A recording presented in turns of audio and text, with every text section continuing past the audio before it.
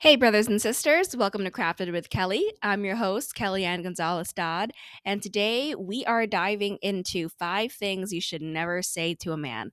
So let's get into it.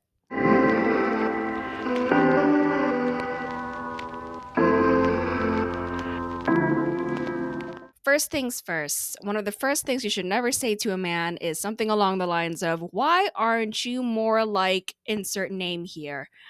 Okay, so this name could be anyone from your ex to a celebrity crush to that neighbor you think is kind of cute to someone in your family like a brother that you look up to. And the main point here is that you really want to avoid comparisons. Pride is very important to a man. A man really needs to feel respected. If you say something like, "I wish you were more like so and so. Why can't you be more like so and so?" It sounds naggy. And we really want to avoid comparisons. That being said, should we just accept someone for who they are completely? To a certain extent, we also have to allow people to grow. So, how can we show that we want someone to grow without making them feel bad about it? So let's try to avoid comparisons and instead let's focus on really appreciating what it is you love about your man. Say something like, "God has made you unique, and I love seeing how he works through you." Saying it in this kind of way immediately puts his guard down. So you can offer suggestions like, "Hey, I've noticed that I'm having a lot of trouble around the house with laundry. Could you help me fold the laundry, put away the clothes, or help me with the dishes?" Or whatever it is that you would like him to do a little bit more of. Say it in a way that's positive and gentle and reaffirming. If you need to do that compliment sandwich, go ahead and do the compliment sandwich. Like, "Hey, I really love this about you. You are so organized. I've been having some trouble making sure our bills are balanced. Do you think that we could sit down together and look at it? Because I really appreciate how you can really carve out time to sit down with me." Really want to make sure that we're saying things in a way that are positive and constructive. Second thing you never want to say to a man, you never want to say, "My ex used to blank." You do not want to compare to exes, okay? And that goes in hand with the first point, okay? You don't want to say, "Why aren't you more like so and so? Why aren't you more like my ex? My ex specifically used to do this." There's a reason why you're no longer with your ex. And just comparing your current partner to your past partner is going to make them feel really bad. It's going to make him feel inadequate. And we do not want to do that to your man. Instead, let's focus on the positive here. Say, "I feel blessed to have you, and I'm grateful for the way you blank." Maybe it's the way that he cooks for you. Maybe it's the way that he helps around the house.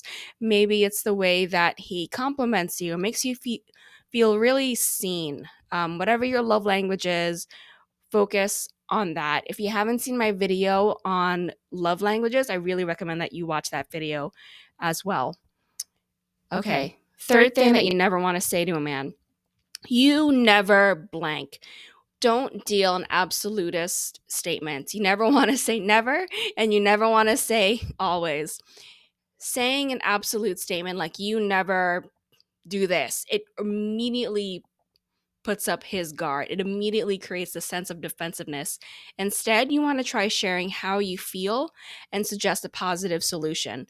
So, for example, even if he never does the dishes, say, "Hey, I really appreciate it when you do the dishes. Can we find more ways to do that together?"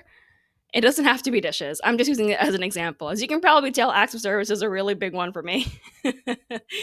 But it could be anything. Maybe you wish that he complimented you more. Maybe you wish that he spent more time with you. Whatever it is that you feel like he is not doing enough of you, say that you appreciate it when he does those things. Flip the script and say that you really appreciate those things. And then that way, you two can come up with a solution together to do more of those things. Whatever it is that you need, whatever it is that you want, tell him that you want those things, that you need those things, and make it known and bring it up in a way that's positive and reaffirming. All right. Fourth thing you never want to say to a man, "Are you listening to me? Ooh, that sounds really accusatory. Instead, you're going to want to invite his input and make him feel like he's really part of the conversation. Instead of saying, "Are you even listening? Are you listening to me? Are you paying attention?" Instead, say, "Hey, I really value your thoughts on this. It means a lot to me when we're on the same page. Can you let me know? Is this resonating with you? Is this making sense?" And that kind of gives you a sense of maybe you're saying in a way where it's just not resonating with him, or maybe you need to say it in another way. Even if it sounds like it makes 100% perfect sense to you, maybe it doesn't make sense to him. And maybe you two are speaking different languages. So just invite his input and then find out where that gap in communication is. Fifth thing you never want to say to a man is, "I don't need you. I don't need you. I don't want you. I don't need a man." Oh, that is a very, very slippery slope. There is a way to express your independence in a very positive way, but you can still show appreciation for your partner without diminishing that sense of independence. We all want to hold on to that sense of independence, but especially when we're married to someone, there's a certain dying of self there, which can be really hard to let go of, especially if you're used to being on your own, you're used to being independent. So, you know what? Acknowledge that. Say, "Hey, I love my independence. And I'm grateful to have a partner like you to walk this path of faith with." And watch how your relationship grows and blossoms. When you put God at the center, watch how your relationship grows. When a man and a woman are close to God, the closer they are to each other. It's like the triangle. The closer that a man and a woman are to each other and are to God, the closer they are to each other. It all coincides. So, I hope that this video was really helpful for you today. I'd love to hear from you. Let me know what are some things that you have said to a man in the past and may have regretted, or what you think you should never say to a man. Let me know. I would love to hear from you. Thanks for watching.